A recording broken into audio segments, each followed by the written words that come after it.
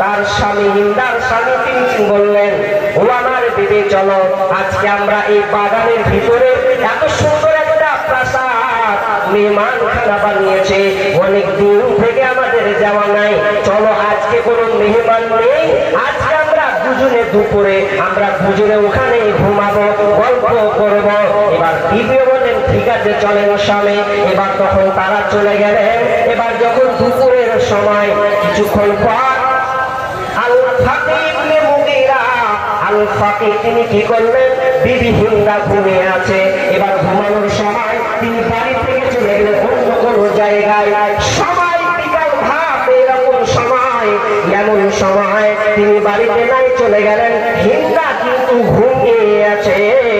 এমন সময় একটা আগন্তুক, একটা মেহমান হঠাৎ করে ওই বাড়িতে প্রবেশ করেছে, যেই বাড়িতে কোনো চাপ থাকে না, কোনো গাছ থাকে না, যে যাবে আর ভালোভাবে যাবে, আবার ভালোভাবে সে রিটার্ন চলে আসবে।